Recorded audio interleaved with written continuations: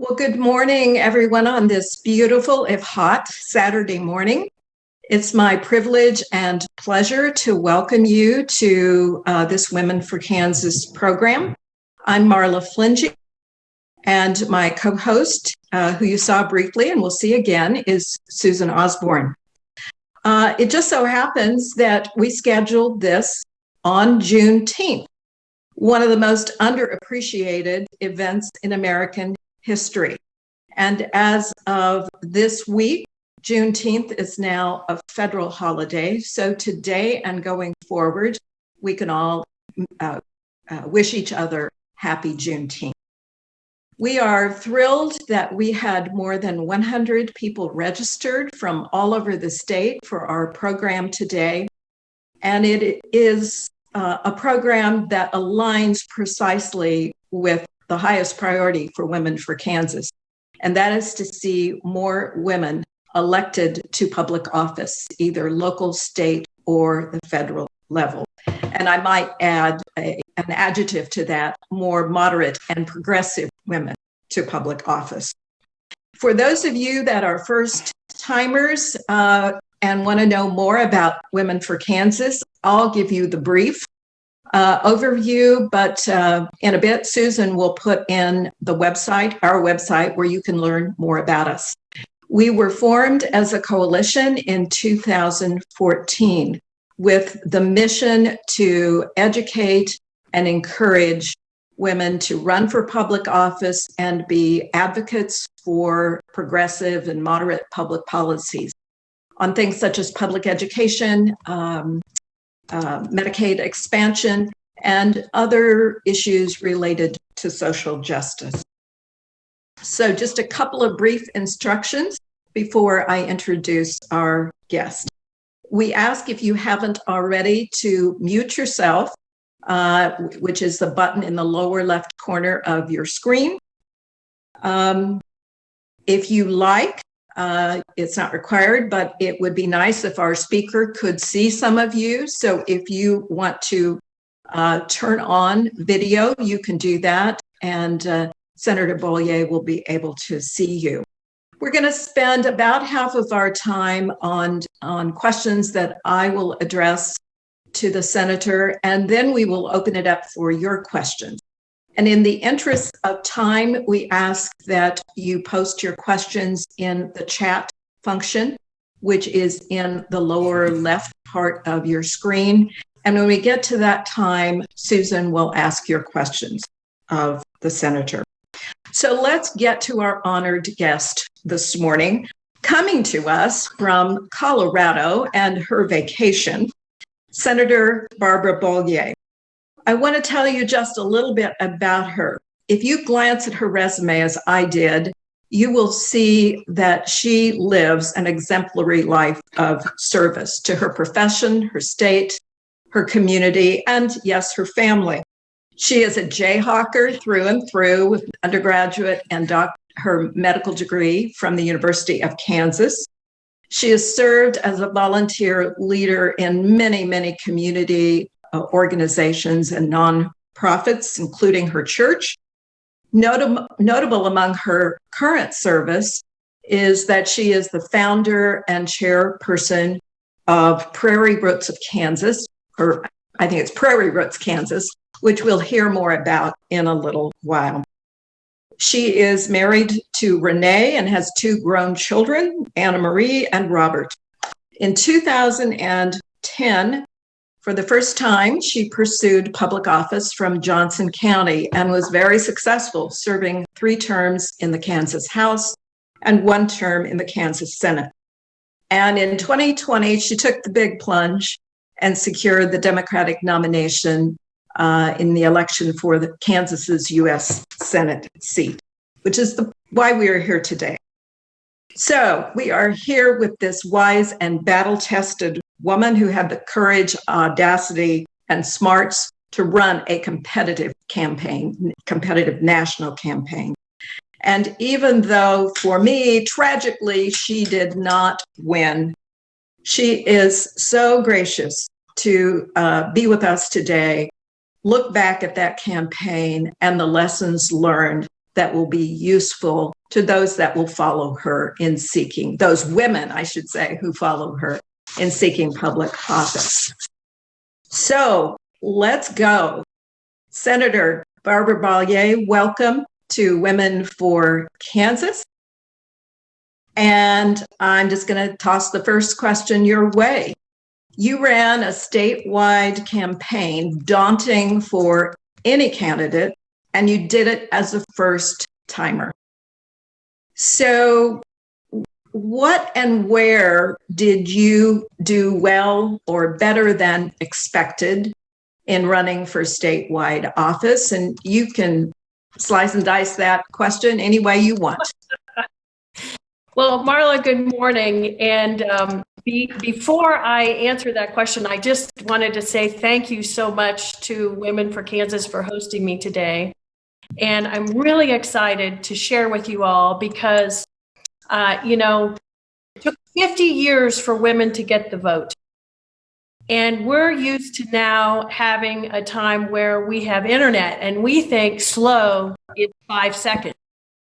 And we need to be women who are persistent, consistent, and have the tenacity to stick with what needs to happen to keep getting women elected and grow that. And it takes time. The other thing I wanted to add is that as we celebrate Juneteenth today, and our celebration is also couched with there is more work to be done. And I want to be very clear about that. The emancipation of the slaves and Juneteenth commemorating from Galveston, Texas, where I happen to have been born, when it took 2 years to let those slaves in that area know that they were actually free. And interestingly, probably it included people that were part of my historic family, way back in the day. That's where they were from.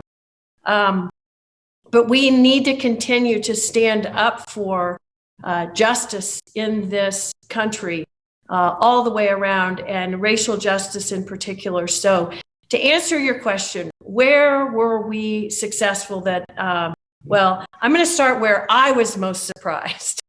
And that was the commitment and support of people financially. I was told when I was asked to run by people in the state who approached me and said, "We think you'd be a great candidate." They said, "Now you understand, you're going to have to raise $5 million. And I said, "Yeah, and I'll commit and work to do that." Well, when we passed 10 million raised, and we kept going and kept going and kept going and working at it, but the support was phenomenal. And in areas that I wouldn't have expected, smaller towns in Kansas, rural Kansas, young people who would just commit $5, $10 at a time on the internet. And then the national support. People always have viewed Kansas as a red state. And suddenly, this time, they're like, oh, this might happen. And so people from all over this country were excited about Kansas and surprised to see, and I hope you all were as excited as I was, and people were pleasantly surprised. When that map started showing on election night, that national map, it started out with Kansas blue. That's the first time in my life that the U.S. Senate race started out blue in Kansas. Now, it didn't stay that way, but that's a big deal.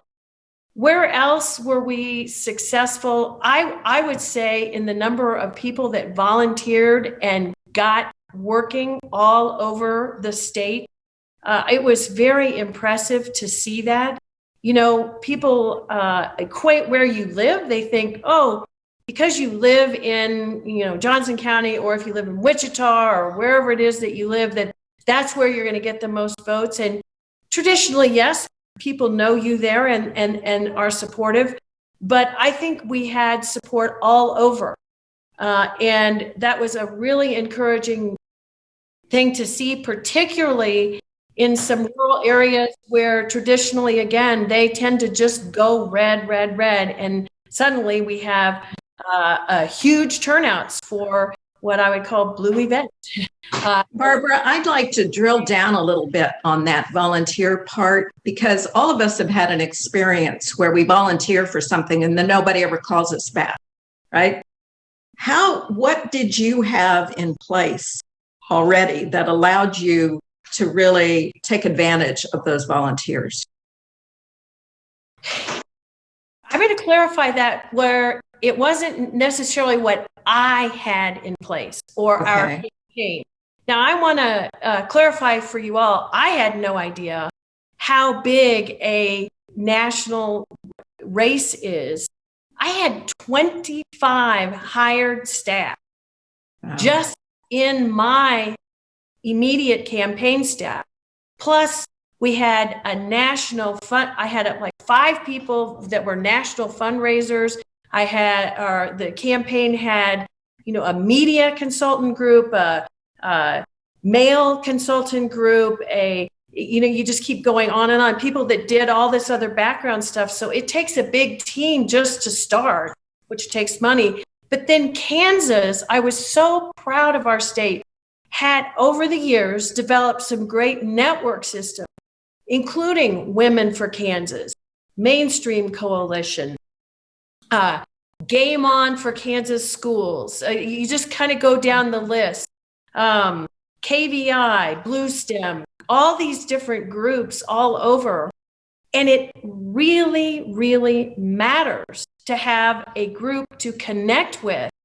And then they trickle down into their networks and pick people up. And so that was a tremendous boost for our state. And that's one of the reasons I'm so happy that all of you were willing to step up to the plate a number of years ago, and why we need to continue. Just because some things have been, quote, fixed, like funding public education, at least to date, they're trying to change that. But yeah, it matters that groups will do that. So I know Women for Kansas, originally you weren't thinking you'd be going on and on and on and on, but I hope you do, because we need groups and particularly women to stand up for each other and be able to connect and communicate well together. So now let's take a look at the plans that didn't work quite as well, where you thought you were going to do better and didn't. What lessons can you glean from that? Was it the function of your campaign, or was it more external forces? It's a number of things. And no matter whether you win or you don't win, and I want to be very clear to say, I do not believe that anyone who runs for office ever loses. They don't win a race, but they are very successful in that they attempt and they cause people to look and they give people an option for who to vote for. And that is always a win. So let's talk about obviously, I didn't get the number of votes, but that happened all over the country. And it was something that's a little bit unknown. And you can start with the polling. People thought my state, Maine,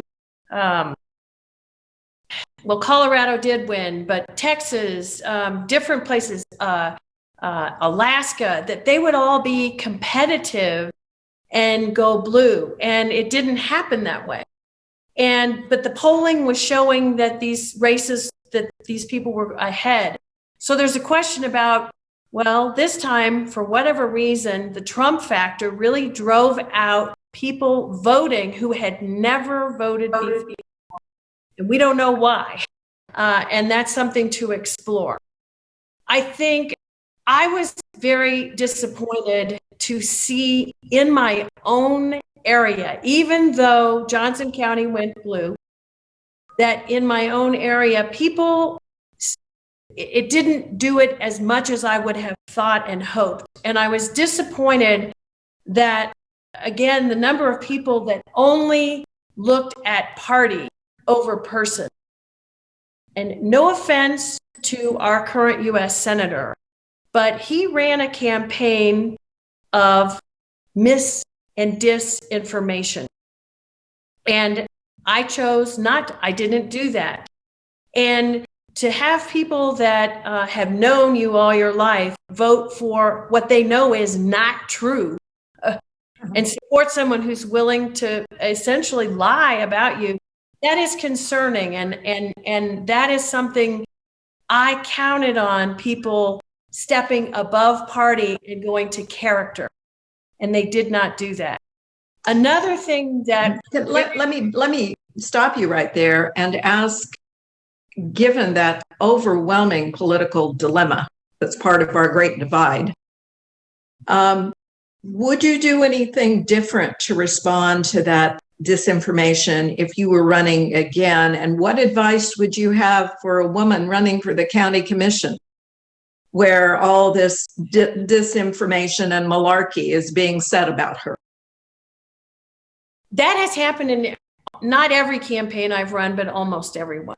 And at the local or closer level, I think there are ways to be more direct in response. The problem is the money. And I'm going to give an example of when I actually ran for Senate, state senator.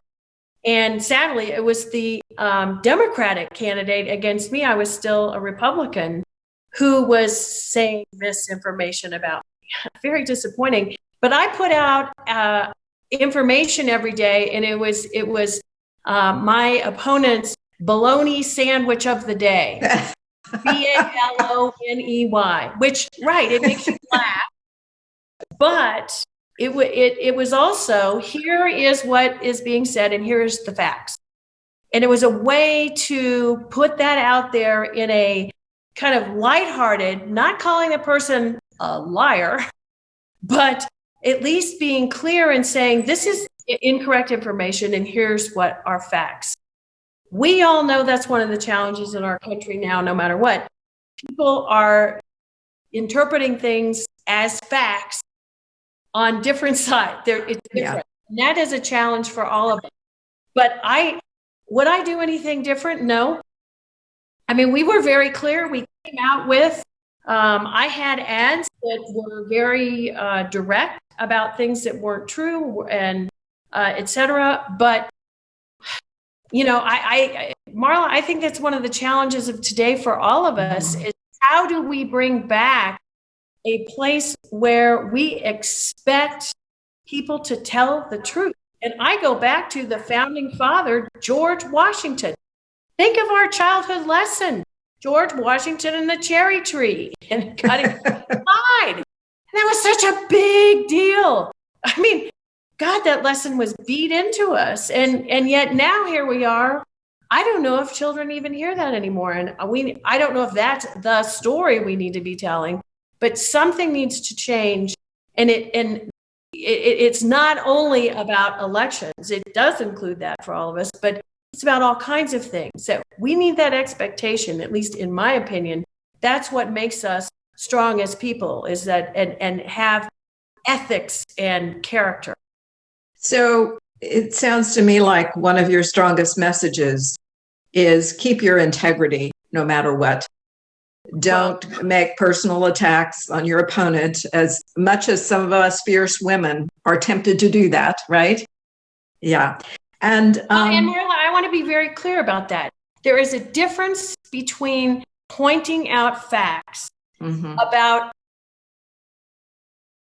information versus attacking an individual and their like what they look like, or things that, what did I call true bullying?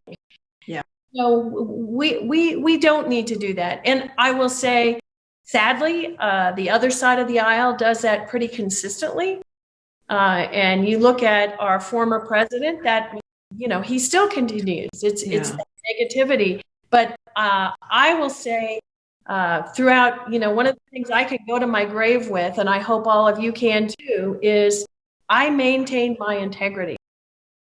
And I will have that always. And I deeply value that. And I don't think anyone in this world is proud of doing something wrong. And shame on them if they are. That's your North Star. Let me ask you about the voter, many of which we have here in Kansas, that Thomas Frank wrote about in What's the Matter with Kansas, who appear to vote against their own economic interests, and they gravitate to the hot button cultural issues. How did you talk to those voters? Did you find a way to bridge that cultural gap? Well, interesting, Marla. The number one issue that people, or at least what they claimed was their number one issue for that election, was access to health and affordability. And that was just universal across the state, across socioeconomic boundaries, racial, whatever. Everyone said that. And yet, when they voted, they didn't vote for that best interest for themselves in that area, which, again, I don't know why or why not. So how do you bridge that gap? You keep talking about it.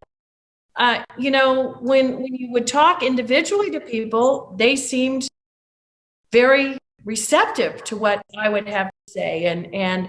But ultimately, when they go to, push the ballot button, it still sadly got down to guns and abortion. And that, again, that's something, that is the matter with Kansas. And I think it's something I have circled here. I wrote down Farm Bureau.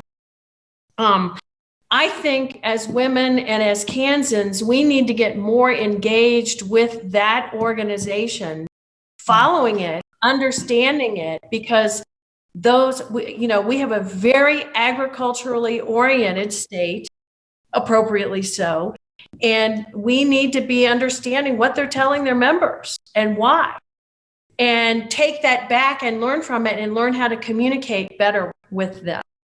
I think that is something that would help, and certainly a lesson that I learned and would do better. I've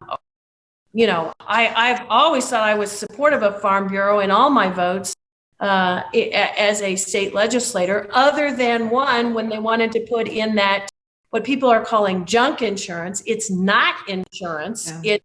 It's healthcare coverage that doesn't follow insurance law and can do anything. And they didn't like that I didn't support them in that. And that impacted, I'm certain, my U.S. Senate race. But I still stand by, it's not what's best for Kansas farmers. But that's my opinion. So, Barbara, let's go another level with that.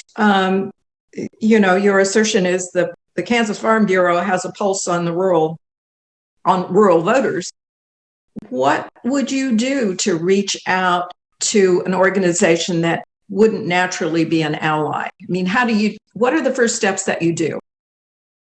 Well, you engage with them and find ways to, I think it would be interesting to know if they have open meetings, their Farm Bureau meetings.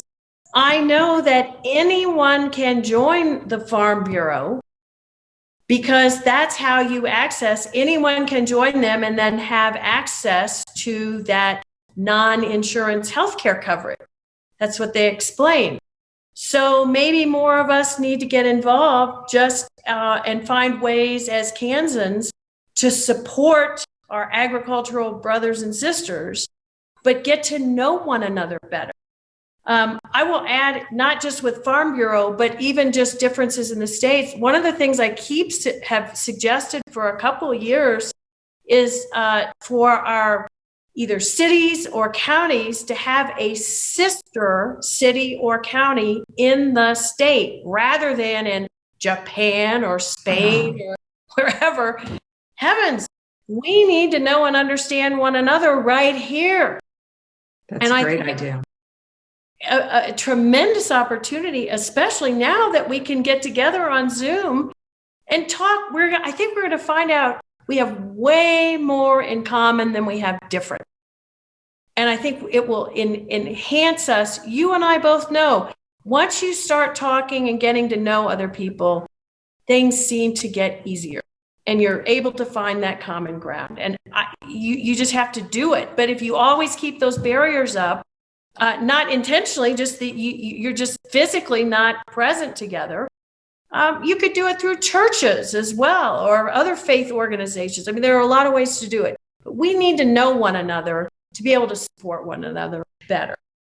That is great advice, and it's what women do best, build relationships. We just need to apply that in the political arena. Okay, then we explain it to the men. Yeah. So let's say one of the women listening to us today is seriously thinking about putting herself out there for public office. And she's thinking, I can't do this by myself. I need a campaign manager. Now, obviously, on the national level, you have this army of staffers that were necessary, but you've run other campaigns. You've been a candidate in other campaigns. What do you look for in a manager, and what is the role of that manager so that you keep direction setting, but you delegate a lot, right? Tell us about that relationship. Well, Marla, I'm probably not the best person to ask, because every campaign until this national one, I did myself. I didn't have a campaign manager. And whether that was good or bad, I can't answer, but it's just, I worked really, really hard and did that myself. I had help from others and outside groups, but my advice to people is to get at least, a core group, if not one person. And, if I'd had the right money, yes, now I would probably go back and invest in a campaign. Life would have been a lot better. But you need someone that enables you to maintain the messaging that you want to maintain. It's a really important piece of what you would ask a person if they're going to run your campaign, because you don't want to be fighting about your messaging. That if you're at that point, it's not ever going to work. But I encourage people, call people like me and ask advice. I mean, I talk to enough candidates frequently and across party lines. If you listen to Brett Parker, I was a Republican, he was a Democrat. And when he first ran, he came and met with me. We talked for 2 or 3 hours. And I just went through all the advice I had to give about how you run a campaign, what I'd learned, blah, blah, blah. And, people like me out there, we're willing to help. And if nothing else, if a group like you wants to set up a network at some point of other women, connect with people who have run and who are available. So, you would know you could call that person and they'd be happy to talk with you. But, again, as a woman, one of the things I learned years ago as a volunteer all the time, boy, that notebook, we created the notebook that you pass down to the next volunteer. That's just what campaigning's like, the same thing. You just need a good notebook. And they're out there. And groups like Emily's List, they have suggestions and ways to help. They were great. And, just learning who you can even connect with to get advice is very helpful. But I'm a person, I love to help people, to help our state, our country, and holler at me and we'll set up a time and I'll help. Is it okay if we share your email? Oh, absolutely. Our audience today, we will definitely do that. Yes, and I know I am not alone. So, Great. I really loved your answer to my question about a campaign manager, which underlying that is hierarchy. And what you described in your campaign is the way women work with each other for a common goal. We don't have a who's in charge kind of structure. So that was just really great advice. Before we turn to questions, what else is on that list of top 10 things that you want a woman running for office to know? The number one, even at a national or international level, is so many women say, oh, I'm not capable of doing that job. or I don't know enough to, whatever. And let me tell you, folks, go meet some of those men that are legislators. Spend about 20 minutes listening to them speak, and I promise you, you are all capable of doing any of those jobs.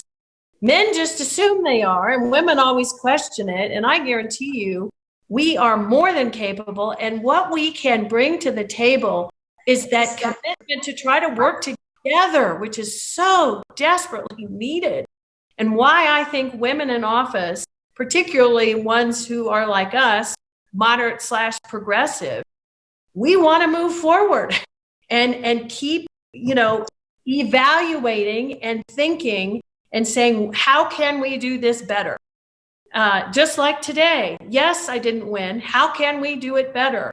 When you win, how can I do it better? We need to keep doing that. So that's how I would answer that question. Okay. And I want to give you a chance before we turn to our questions to plug your new organization. Please tell us about that and how we can get involved. So what I want you to know is at the end of my campaign, as I look back and said, what didn't work? One of the most glaring challenges was the ability to have what's called a coordinated campaign around the state for all of the candidates that were Democratic/progressive or moderate. And it wasn't enough set up. And people, I realized that what I could help do as a parting gift from my campaign to the state, because of that this ability to raise funds off my campaign assets, I wanted to start an organization that was a reflection of what went on in Georgia over the last 10 years with Stacey Abrams, and not just everybody knows Stacey's name, but many groups. It took 10 years in Georgia to get to the place where they got all these people engaged and voting and registered. So I joined with Brett Parker, who also believed in this, a woman named Peyton Browning, and a guy who has done organizing in the country, Marcos DeSalzia, who's actually lives in Denver, but we can live anywhere now and work, and want to do the same thing in Kansas. So our goal is to train people in what's called deep canvassing. And I'm not going to spend time explaining all that to you here. You can join in. If you go to Prairie Roots Kansas Inc. It's a website, Facebook KS Inc. Yeah. Yes. And, it's about, we named it, Peyton did this, Prairie and Roots. We want to grow roots in the state over the next 10 to 20 years and engage people who are not traditional voters. They may have voted once, they may be registered, they may not, but they need to get out there. And we have looked at all the data, and there are so many areas that starting at the very local level that we're going to be able to flip some races, and that will just gain momentum, and ultimately we can make this state a lot more balanced, because it is out of balance right now. I would like to quote you, Senator, on the main page of prairierootsks.com, because it is the optimism that you are reflecting today. And you said, if leaders like Stacey Abrams have proved anything, it's that investing in organizing and voter mobilization in any state, no matter how much of an uphill battle that might have been in the past, can lead to historical change. Amen. Yes. And to know, my race, I was only down 11 points. That sounds huge. And yet, if you look back to the last time a competitive race for U.S. Senate Democrat versus Republican, it was 30 points. That's a tremendous gain, people. And we need to join, you grab on to that momentum. I'm really proud of our state that we got to that point, and I know we can keep going. It's communication and work and making it happen. And that's why I'm absolutely, I turn around, people are like, you need a rest. I'm like, no, I was ready to go to Washington and work. I don't need a rest. Let's get to work here and see how we can get someone better elected next time. But it's a long range commitment. It doesn't work in a year or 2 or 4. You're looking at 10 years, but hold the course. We can do this. Terrific. Susan, I've seen lots of questions pop up. Yes. Ask a question for our guest, please. And I do want to start by saying we do have one candidate who is a part of this. Holly Terrell is running for school board in Wichita, Kansas. So if we have any other candidates out there, please let us know. My first question is on your messaging campaign, your team or the National Senate campaign? Will you repeat that? It broke up a little bit. Sorry. Who designed your messaging campaign, your team or the National Senate campaign? Or both? Well, I'm going to start back. Do you all remember, I hope you remember, my logo that had the intertwining red and blue line? Yes. I designed, as I decided ultimately to run, I believed that the message that needed to come across in Kansas is that red and blue needed to work together, that we are intertwined just like DNA. And that's how you build on that foundation. So a lot of things were then designed around that message. My media team, they interviewed me, oh my gosh, like a 3-hour interview, and went through my entire life to learn about me and then their whole goal. And I'm not a bragger, but I thought our TV ads were outstanding. I mean, they were so positive and really reflected to me who I was. And that's because they got to know me and we worked together. And anytime they would put, you got to hire people to do messaging when you're a candidate at that level.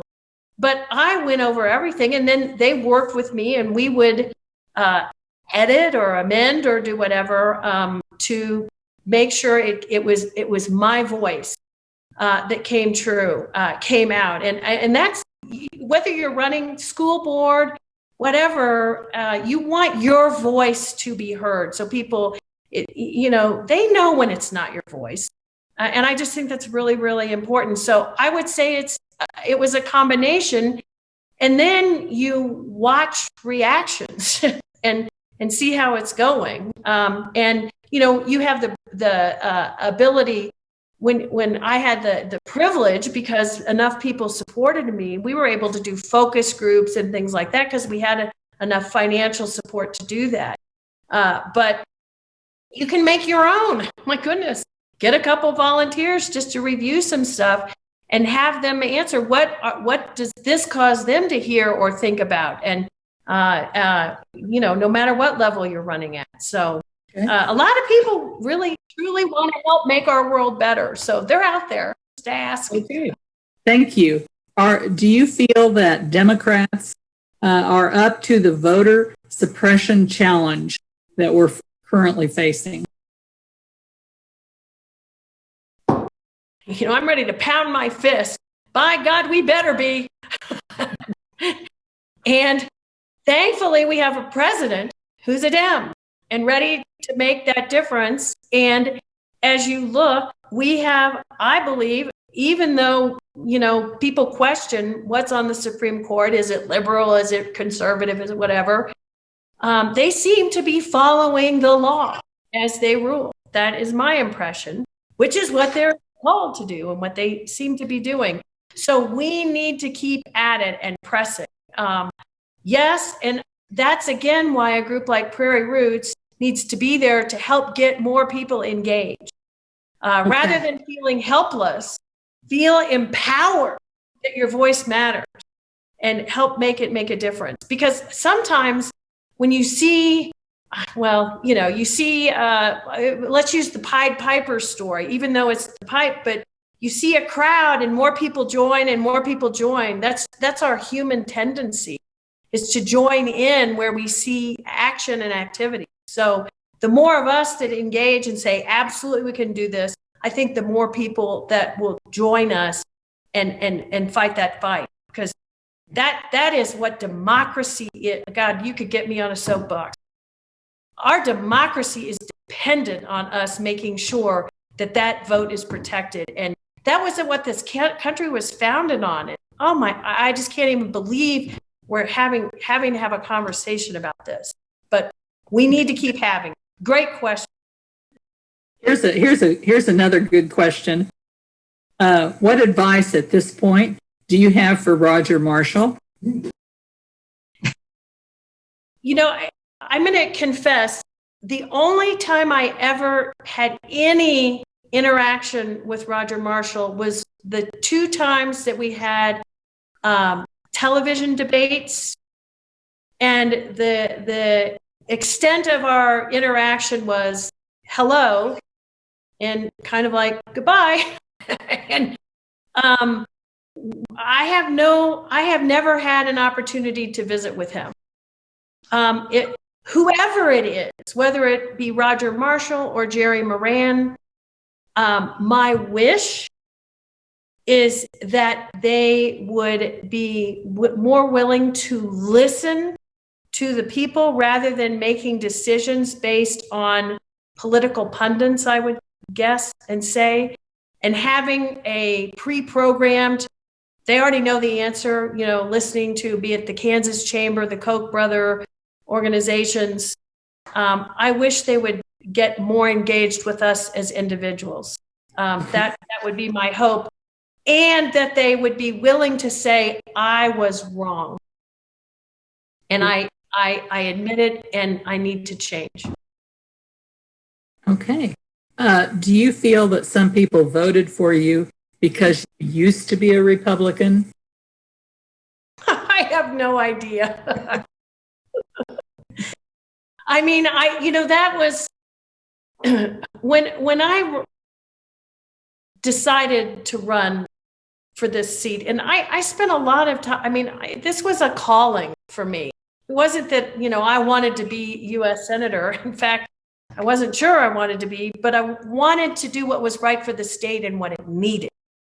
And as I looked at that, it was just so important to do what needed to be done and to say I would do it. Say the question again. I've gotten myself. Okay. Do you think that some people... Oh, yeah, about Republicans and Democrats. So ultimately, when I left the Republican Party, it was because they no longer represented the value system that I believed was important for Kansas. And that's fiscal responsibility, public education, et cetera. So the fact that I was following that ideology rather than, quote, the party. Yes, some people might have done that because they knew how I stood on those issues, Democrat or Republican, didn't matter. And I find it fascinating how now the Republican Party is not recognizable to me, as it is not to many, many people. It is certainly not the one that I grew up in. And so maybe yes, but hopefully just because it was a candidate that would stand up and do what was right, no matter not just following a party line, but a what is needed for Kansas line. Okay. We have a follow-up question. The Republican political machine is very strong in forcing their candidates to speak the party line. How can Democrats combat that? Or any candidate combat that? Most of them follow that mantra because of financial support for their campaigns through Koch money. To me, the way we can combat that is to get enough Democratic support financially to back candidates as well, or say, we need you doing this. It doesn't have to be one person or family. It could be multiple that are willing to join together. I mean, the Koch money is unlimited. We know that. They try to control the whole country. But there is no reason why people who care about this state and where it's going, the direction it is, couldn't come together better financially and support Democratic candidates that same way, because it costs money to run for office, bottom line. And that's what they don't want to be on their bad list. There's another word out there, but I won't use it. But, okay. This is a specific question. Is there another option from a farm family besides the Farm Bureau for farm liability insurance? I don't know the answer to that. So someone will have to look that up and find out. But there is another organization, and not Farm Bureau. It's the Farmers Union. So, yes. Yes. And yes. I don't know if they offer Farmers Union. Yes. So and I visited with more people involved in the Farmers Union. Were more willing to visit with me, I should say. But I don't know the answer on the insurance. Okay. Another question: how can Kansas women best fight the constitutional amendment that will be on Kansas ballot? All right, you got to give me a little extra time on this one. I promise. This is a sentinel moment, not only for Kansas, but for the United States of America. We will be the first state to have something on the ballot following whatever the Supreme Court rules on Roe v. Wade, with whatever is coming through, just so you know. So all eyes will be on our state. So we are, people all around are already coordinating about how to message, how to work together, what can we do to get voter turnout, et cetera. That has begun. Good news, there are people waiting in the wings to help fund all that's going to need to be done, not only in Kansas, but outside of Kansas, because they recognize the importance of this particular constitutional vote. There will be two challenges right off the bat that are, you can start messaging it now as you talk to people. One, as we enter this next election cycle coming up in August, we need to help and inform people that next year at this same time, everyone should be voting. It won't be just a primary. That we're so used to every August, it's just a primary, and a lot of people don't care about that. But it is the equivalent. It's not a general election for candidates, but it's a general election for an issue. And we need to get that in people's minds so they know next year at this time, everybody needs to vote. And they do not have to belong to a party to vote on the amendment. A lot of people are confused about that. So that will be we'll need to be messaging about that. The second is that the way the constitutional amendment is worded, it implies that in the case of rape, incest, or life of the mother, those things would be protected. What the language actually allows is, even in the case of those three things, they could still outlaw abortion completely. And I'm going to add one of the things going on, as we saw next door in Missouri with Mike Parson. He is trying to block access to contraceptives, certain contraceptives, using it, saying it's an abortifacient, and that Medicaid shouldn't pay for that. Guys, that's what's coming down the pike for women. Their goal isn't just about abortion. It is ultimately also to limit our access to contraception. So we will be engaging. You need to be listening and ready to get to work. And it will be well coordinated. People are working together. That's a great thing. And it is going to be a group that's one of the things we'll be working on Prairie Roots, is helping people understand that there is a constitutional amendment and the facts about it. So, guys, and I shouldn't say guys, I should say gals, but for everyone, we will be the spotlight, and we have got to protect women and their lives. Bottom line. Susan, can I put in a shameless plug here? Please do. Barbara and I talked several days ago, and I took her comments to our Women for Kansas team. And we are all over this. One of the reasons you should join Women for Kansas, if you haven't, is that this fall we'll be doing a Zoom session similar to this, but we're going to pull together a panel of subject matter experts who can really dig into what the senator was talking about here. And Senator, we may try to recruit you to be on that panel. So we're clear about the facts of this amendment and the implications of it. So that will be coming soon. That's back great. To you, Susan.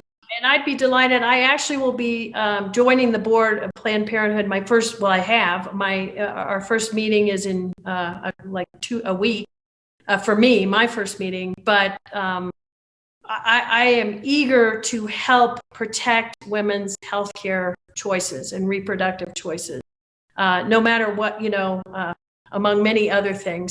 But I really do know you might be surprised about some of the messaging that comes forward, because as people are already doing study groups and trying to figure out the best way to reach voters, and being very clear and open about it is abortion. That is what it is called. That is what we do. Will probably be part of the messaging, because people don't like you to be wishy-washy. And believe me, the other side won't be. So we're going to have a busy year ahead. All of us. Thank you. I wondered if you could speak a little bit more about something you touched on earlier, which is when you were running, you wanted to see a united effort among the candidates throughout Kansas. I know that you did this with several of the women candidates.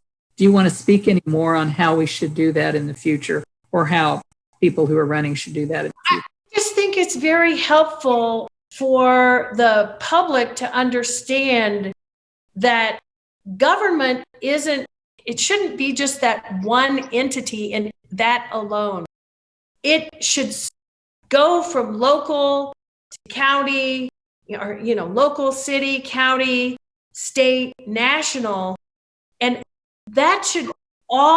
those people should be in communication. One of my greatest disappointments as a state elected official was how infrequently, if ever, there was conversation with our national team, even as a Republican. I mean, we're supposed to be about working together. And I personally, when it was really mattered to me to have conversation with our school board, with my county commissioners, with those groups of people. So campaigning together should just be the start.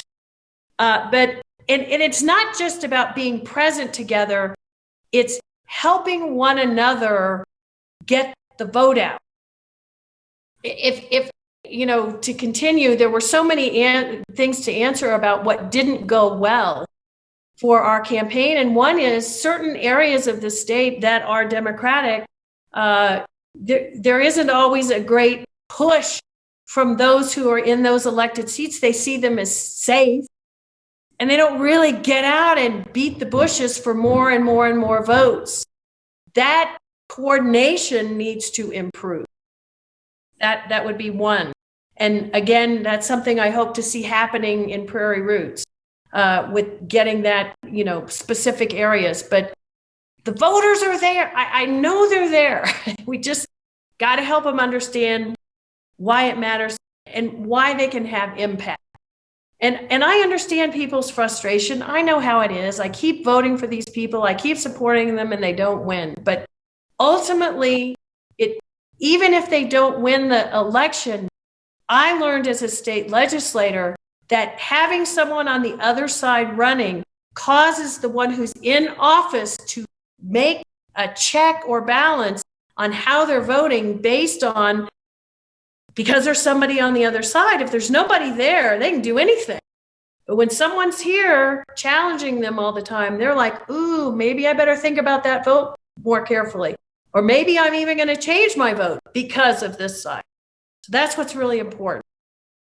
Okay, Susan, let me jump in for a minute and let everyone know that officially this program ends at 11:30, but Senator Barbara has been gracious enough to extend our time for those that can stay and still have questions. But before we lose some of you to other tasks of the day, let me encourage you, if you are not yet a part of Women for Kansas, you have heard an impassioned case today from our guest as to why you should be. Susan is going to put in chat our website for how you can join us with your money for membership, and more importantly, with your passion and your willingness to be a volunteer. So we invite you and encourage you to join forces with us. Second, I consider this program today kind of the textbook reading, required reading for any, I take that back, required listening for any woman thinking about running for office. We've taped this session. It will be available on our Women for Kansas YouTube channel within a couple of days. It should be absolutely required for anybody running for office. And of course, you've already heard that Barbara is willing to be a resource for any progressive and moderate woman running for office. So, Susan, did I forget anything? No, that sounds good. And we're really not losing our audience. So I've got a couple of questions, if that's all right. Barbara, who do you think should or will run against Jerry Moran? And might you be that person? I don't know who it will be. And there are many women out there who are more than capable of being our next U.S. Senator. Getting elected is the hard part. We will just have to see. But whoever it is, I encourage all of us to stand up and believe and help. It will really make a difference. It may be a woman. It may end up being a man, but whomever, we need a different voice. I have really, my hope to win was to help Jerry Moran see that he needed to be a little different, and that working together we could show the nation that a red and a blue can work together and really do something well to happen. But I'd love somebody else to be in that position to maybe influence Roger Marshall. That might be pretty hard, but that would be great. So okay. I really don't have an answer, but I know the party's looking. So that's great. And to whoever is out there, call me anytime, whoever decides, for help. But no, as hard as it is, I use the quote from Dickens. It was the best of times. It was the worst of times. It's kind of like childbirth. For any of you that have experienced that, you remember the good parts. I mean, the hard parts are there, but so what? It's so inspiring to meet so many incredible people who have so much to give to our state, just as individuals in their family or their community or whatever. But I couldn't have been more inspired by the incredible people I met. And it's a great opportunity to really get to know people from around the state. My greatest regret was that I don't have more hours in the day to have so many of those people be in my close circle. But you can't do that. It just is not possible. A lot of good people. So we have a comment which can become a question, and that is that if women and minorities vote together, we would be the majority. So, but we seem to sometimes be separated from each other, or to encourage to look separately. Do you have any advice? I'm going to answer that in the way that why I am so glad to see Juneteenth today, June 19th, now be a national holiday. I mean, folks, that's huge. The only other new holiday we've had in my lifetime was Martin Luther King Day. And this is something different. This is saying that we don't delay doing the right thing. We need to do the right thing. And we need to keep working to get that done. And that law can change. And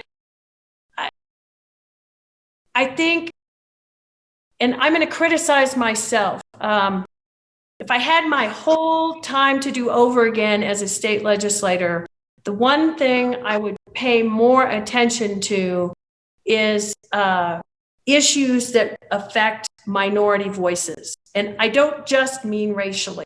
There are all different kinds of minority groups. And not that I didn't, I'm not saying I was bad at that, but I would have liked to say I could have been a champion on some of those things I was, but there are more. And we need more people who aren't part of that minority group. They're in a different group to stand up for and be and help magnify the voice of that minority group. And that would be my call to all of you if you're running, is to listen, because then as women, they see the connection. I mean, just having the George Floyd incident this last year and how misconstrued that message became on the Republican side of how we wanted, whoever used the words defund the police. No one wanted to not fund police. They just wanted to change where some of the money was going, but we still want that. But that's an example of where, things are still bad, and shame on me and other individuals that we weren't doing more to make sure people are not discriminated against by our police force, let alone, in healthcare and mortality rates with Black women who are pregnant. And I mean, you could just go down lists, and housing opportunities, and on and on and on. And we have to make those changes. So I'm not done. I hope you're not done. I mean, I may not be running for office, but you do not have to be in office to help elicit change. It is our calling. And that's why you join a group like Women for Kansas. A perfect follow-up question is, why don't you run again? Your name is known, you have fans and friends, so have you considered another campaign? To be honest, while it was the best of times, it was also the most hurtful things, not because I ran for U.S. Senate. I was incredibly saddened to see a fellow physician go to the level of untruth. And on a personal level, and quite honestly, I listen. If any of you have ever read, or if you have not, the book "Women Who Run with the Wolves," highly recommend it. It's a hard book to read, not hard like difficult. It's just long but it was a book that really influenced me many years ago from a women's group I was with about listening to your inside voice, your intrinsic, what should I be doing? And whether you call it your faith in God and God's voice, whatever you identify that as, I believe that we should be listening to that. And I do. And I know my calling now is outside of running for office. Okay. I spent 11 years, and if nothing else, to preserve a marriage. Not that my husband, but it's hard to be away all the time, and and to have for my spouse to hear these people say these horrific comments about me and calling on the phone. It's that doesn't happen frequently. Don't. But when it does, those are hard things. And again, you have to learn you can't take it personally. But at some point, I'm 63 and a half years old, and it's okay for me to find other things. My goal is to help find other women, especially younger women, so they can stay in and build up to that place. And it takes some time. You don't become known overnight by any means, but okay. Thank you. We have some men in our audience, and one of them is thinking for running for office, and he asks, how do you start? What are some of the first steps that you take? Talking to others to find out what is needed in the community, and do those values, are those what you want to support? That's really, really important. And it's so much about networking. And that's, I remember my parents telling me, it's not what you know, but who you know. Well, as a doctor, it is about what you know, but, and I would hope in politics as well, but it's also about who you know, and not just certain people, but all kinds of people, and establishing relationships with them and being a good listener. So whether you're a man or a woman, it's about reaching out. And again, don't try to reinvent the wheel. Reach out to other people and get advice. I can't emphasize enough how important that is, whether it be through your party, whether it be through other elected officials who are already there and have advice to give, your friends and family, whatever. It just reaching out to others really, really matters. I've got one last question, and then I'll turn it back to Marla.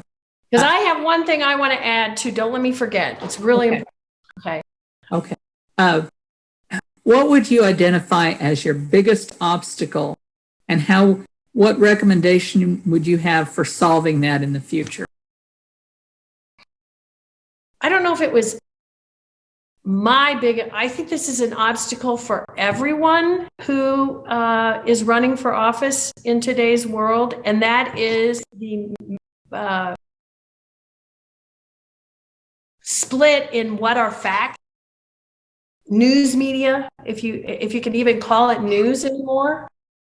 There is a real disconnect with people, and I find that to be a tremendous obstacle in your messaging. I can't tell you the number of people that would have said to me, well, you're just lying. I'm like, no, why would I lie? Well, because that's their perception, is that anyone who's different from them, that's obviously not true, therefore a lie. Well, that's the obstacle for us all, is how do we understand one another and stop this, this black and white in a world of gray, as I will quote Adam Hamilton, the name of his book. things aren't black and white. They are most things are gray, and we have to understand that whole realm to do a good job. And fighting against, oh no, this is the fact or that is the fact, that's just incredibly difficult. And I found that the biggest obstacle is certainly running for U.S. Senate, but even today, even with, family members who listen to one news channel and I listen to a different one, that I think it's a challenge for all of us, and we all should be thoughtful and prayerful or whatever it is about that and how to make that better.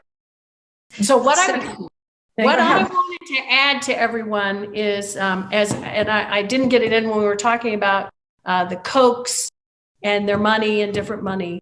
One of the things I learned in this campaign is that all of us should be making a budget for what we want to give to candidates, to parties, to groups, and to understand that anymore to me is part of our benevolent giving. Even though it doesn't count against your taxes per se, many of them, it's not tax deductible, that shouldn't be what the issue is. I think we are called to make our world a better place, and we're called to donate to that in some way, shape, or form. And the way we help our world be better, let's take Kansas, for instance. If we could just expand Medicaid, we're supposed to take care of people who aren't healthy, who are sick, and we're not doing that, and we're not doing what we're called to do. And the only way we're going to make that happen is to elect different people. So I see that money that I'm giving to get better candidates who will support healthcare for all as my gift. That is my benevolent, that is good giving. And I just encourage all of us to rethink how we're giving money and where. And really, it really can make a difference. And there's a difference. Talking about separation of church and state is about not demanding something of someone else. It's not about that we don't need these things to happen. We need to. Senator Barbara Bollier, you have given us a benediction. Could not be a better benediction. And I am borrowing from church language. It's a great way to end this program. Thank you for the primer on running for office, on politics in general, and thank you for your passion. You are in good company with our foremothers who understood change is not a sprint, it's a marathon. So thank you, and we will see you on the journey. Thank you, Marla. It was a privilege to be with you all. I want to just leave you with that message of incredible hope. I am always hopeful for where we're going to move forward. So keep the faith about these issues and keep pressing forward. Together, we are going to make this happen, and I can't wait to see it. So thanks. Great job moderating too, Marla. I'm really impressed. Thank you. Bye, everyone. Everyone be well, stay safe, and let's go get them. Bye.